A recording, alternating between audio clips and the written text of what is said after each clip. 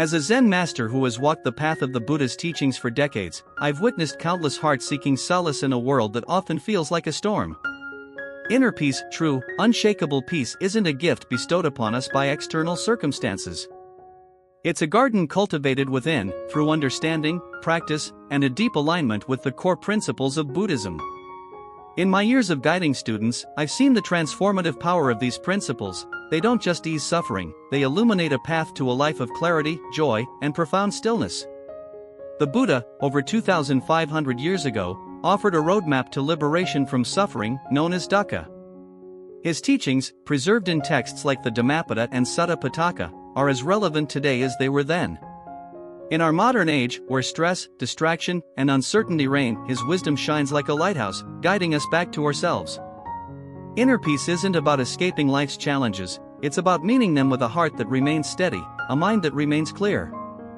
In this journey, I'll share 5 core Buddhist principles that lead to inner peace: embracing impermanence, cultivating mindfulness, letting go of attachment, practicing compassion, and understanding interconnectedness. Through stories, reflections, and practical steps, you'll see how these ancient truths can anchor you in today's world. Let's begin by exploring the first principle, one that underpins all of Buddhist philosophy: the reality of impermanence. The Buddha taught that everything in this world is impermanent, anicca. In the Anicca Sutta, he said, all conditioned things are impermanent. When one sees this with wisdom, one turns away from suffering. This truth is the foundation of inner peace, yet it's one we often resist. We cling to moments of happiness, hoping they'll last forever, and we dread change, fearing it will bring pain. But resisting impermanence only deepens our suffering. Consider the cherry blossoms that bloom each spring. Their beauty is breathtaking, but it lasts only a few weeks before the petals fall. If we cling to their bloom, we'll grieve their fading. But if we embrace their impermanence, we can fully appreciate their fleeting beauty without sorrow. This is the heart of anicca, seeing that all things, our joys, our pains, our very lives, are in constant flux, and finding peace in that truth. In my years as a Zen master, I've watched students struggle with this principle. One man, a successful lawyer named Daniel, came to our temple after losing his job. He'd tied his identity to his career, and its loss left him feeling unmoored. I invited him to sit by a stream near the temple and watch the water flow. Does the stream stop because a leaf falls into it? I asked. He shook his head. Your life, too, flows on, I said. Over months of meditation, Daniel learned to see his career's end as a natural part of life's cycles, not a failure, but a chance to begin anew. By embracing impermanence, he found peace, eventually starting a small business that brought him joy. Impermanence teaches us to hold life lightly. When we accept that everything changes, we stop clinging to what cannot last. This doesn't mean we stop caring, it means we care deeply while knowing nothing is permanent. That understanding frees us from the fear of loss, opening the door to a peace that endures. Mindfulness, or sati, is the practice of being fully present in each moment, aware of our thoughts, feelings, and surroundings without judgment. The Buddha emphasized mindfulness as a cornerstone of the path to liberation, particularly in the Satipatthana Sutta, where he outlined 4 foundations: mindfulness of body, feelings, mind, and mental objects. This is the direct path for the purification of beings, for the overcoming of sorrow and lamentation, he declared. In our distracted world, mindfulness is a radical act. We're often lost in thought, replaying the past, worrying about the future, or scrolling through our phones, missing the moment we're in. But inner peace can only be found in the now. As a Zen master, I've seen how mindfulness transforms lives by grounding us in the present, where suffering loses its power. Take a simple act, drinking a cup of tea.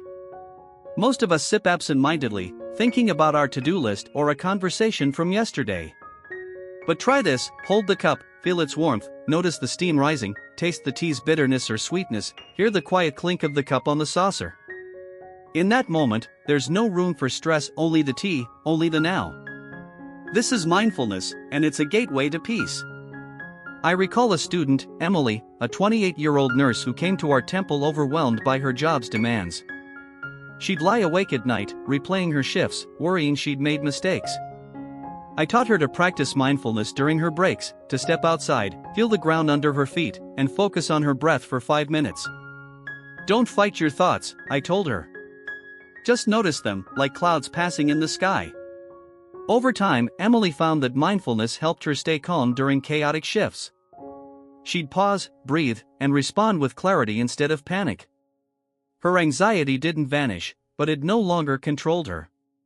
Mindfulness isn't about achieving a blank mind, it's about being awake to your experience. Whether you're washing dishes, walking in the park, or facing a difficult emotion, mindfulness brings you back to the present, where peace resides. It's a practice you can cultivate moment by moment, and it lays the groundwork for the next principle, letting go. Attachment is one of the root causes of suffering, according to the Buddha. In the Dhammapada, he said, from craving arises sorrow, from craving arises fear. For one who is free from craving, there is no sorrow, whence fear? When we cling to things, people, outcomes, possessions, even our own self-image, we set ourselves up for pain, because everything is impermanent. Letting go doesn't mean you stop caring or become indifferent. It means releasing the need to control, to possess, to make things permanent. It's about loving fully while knowing that nothing lasts forever. This principle, often called aparigraha in Buddhist and Jain traditions, is essential for inner peace, because it frees us from the endless cycle of wanting and fearing loss. I often use the metaphor of holding a bird in your hands. If you grip it tightly, you'll hurt it or it'll struggle to fly away.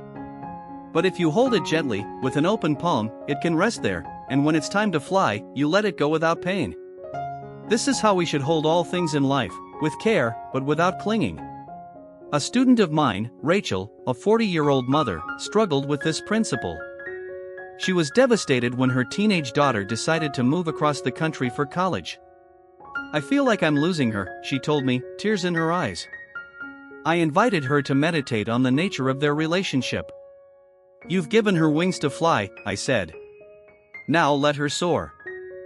Through months of practice, Rachel learned to release her attachment to keeping her daughter close. She wrote her a letter expressing her love and support, and when they visited each other, their time together was filled with joy, not fear of separation. By letting go, Rachel found peace and a deeper connection with her daughter. Letting go applies to more than relationships. It's also about releasing attachment to outcomes. How often do we tie our happiness to achieving a specific goal, getting a promotion, buying a house, or even being perfect? When things don't go as planned, we suffer. But the Buddha taught that true peace comes from releasing these attachments, trusting that life unfolds as it should. When we stop grasping, we create space for serenity to bloom. Compassion, or karuna, is the heartfelt wish for all beings to be free from suffering. The Buddha taught that compassion is one of the four immeasurables, alongside loving kindness, metta, empathetic joy, mudita, and equanimity, upekkha.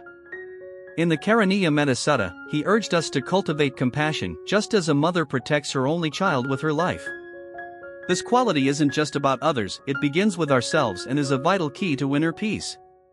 When we practice compassion, we soften our hearts, dissolving the walls of judgment and resentment that keep us trapped in suffering. Compassion allows us to see the shared humanity in others, recognizing that everyone, like us, is seeking happiness and freedom from pain. This understanding fosters a deep sense of connection, which in turn brings peace to our own hearts. In my years as a Zen master, I've seen how compassion transforms lives.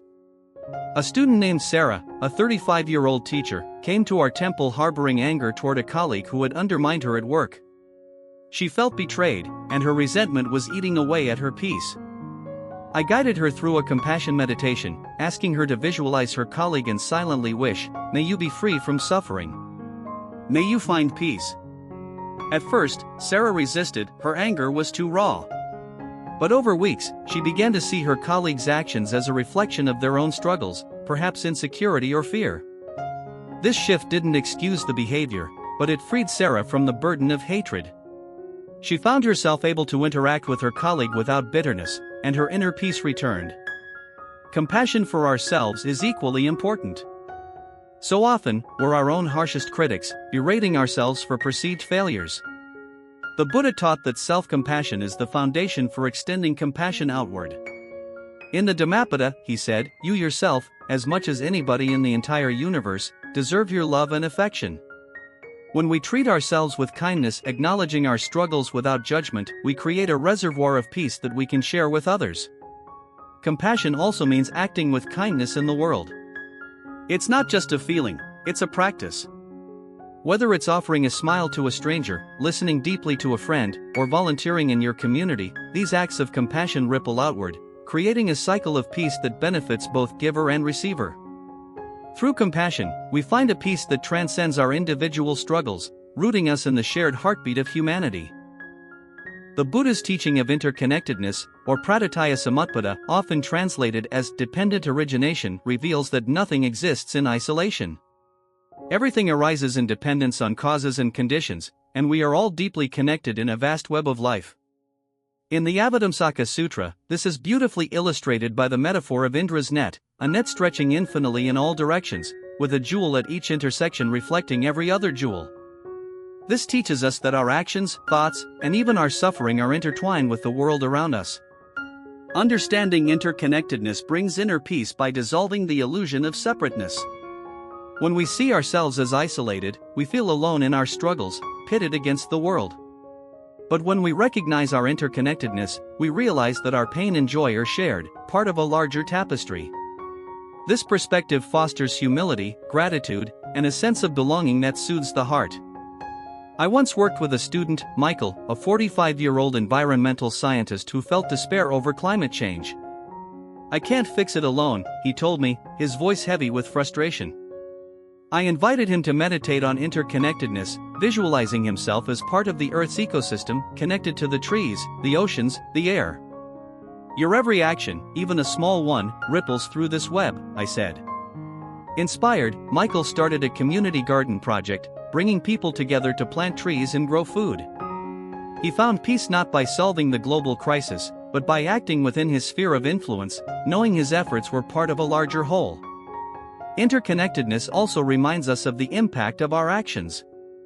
A harsh word can ripple out, causing pain far beyond what we see. A kind gesture can do the same, spreading light. The Buddha taught that our karma, our actions and their consequences, shapes our experience. By acting with mindfulness and compassion, we contribute to a world of peace, which in turn nurtures our own inner calm. This principle invites us to live with intention, knowing we're never truly alone. To see how these principles come together, let's meet James, a 38-year-old software engineer who found inner peace through Buddhist practice. When James first came to our temple, he was on the brink of burnout. He worked 60-hour weeks, was estranged from his family due to unresolved conflicts, and felt a constant undercurrent of anxiety. "I don't know how to stop feeling this way," he confessed during our first meeting. We began with impermanence. James was clinging to an image of himself as a successful professional, but his long hours left him exhausted and unfulfilled. I taught him to meditate on the transient nature of his job, how projects come and go, how success is fleeting. This helped him loosen his grip, eventually leading him to negotiate a more balanced schedule with his employer. Next, we focused on mindfulness.